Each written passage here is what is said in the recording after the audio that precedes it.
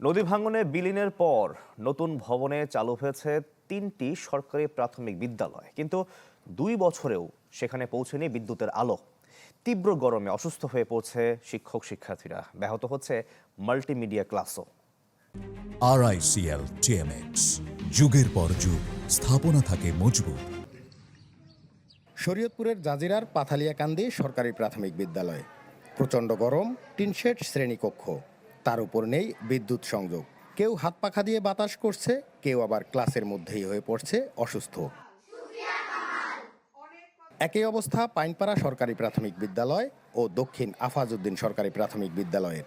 নদী ভাঙনে পুরনো ভবন বিলীনের পর নির্মাণ হয়েছে নতুন ভবন, কিন্তু 2 বছরেও মেলেনি বিদ্যুৎ।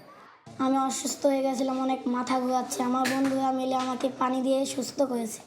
এখানে অনেক গরম, তার জন্য আমরা বিদ্যালয়ে অনেক সময় আসতে মনে চায় না। তার জন্য আমরা চাই যে অতি তাড়াতাড়ি আমাদের এখানে কারেন্ট আসুক। শিশুদের কষ্টে উদ্বিগ্ন অভিভাবকরাও। অসুস্থ হওয়ার শঙ্কায় সন্তানকে স্কুলে পাঠাতেও ভয় পাচ্ছেন তারা।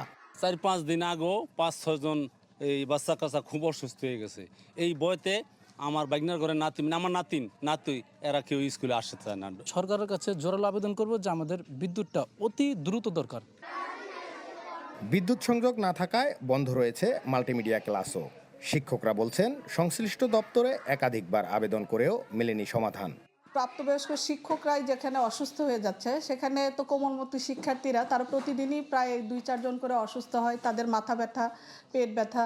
আমরা বিদ্যুৎ অফিসে দরখাস্ত করছি, আমরা ডিজি অফিসে দরখাস্ত করছি, আমাদের টিউটো স্যারের দরখাস্ত দিছি, কিন্তু কেউ কোনো এখতিয়ার নিচ্ছে না।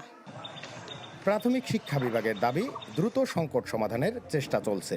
এই স্কুলগুলোতে শিক্ষার্থীর সংখ্যা ক্রমান্বয়ে হ্রাস পাচ্ছে এবং কমে যাচ্ছে। অভিভাবকরা আসলে এর ইনসিকিউর প্লেসে দিতে চাচ্ছে না। এই জায়গাটা নিয়ে আমরা কাজ করছি। আশা করি আপনাদের সকলের সহযোগিতায় আমরা খুব দ্রুতই এই সমাধান করতে পারবো। তারা তার ডিমান্ড নোটের প্রেক্ষিতে আমাদের সাথে কোনো যোগাযোগ করে নাই, পুনরায় আমরা আবেদনও করে না বা আসে নাই। আবেদন করলে আমরা যদি কোনো সহযোগিতা করার সুযোগ থাকে আমরা সে সহযোগিতা করব। জেলার এই 3টি প্রাথমিক বিদ্যালয়ে পড়াশোনা করছে 217 শিক্ষার্থী। নুরুল আমিন রবিন, চ্যানেল 24, শরীয়তপুর।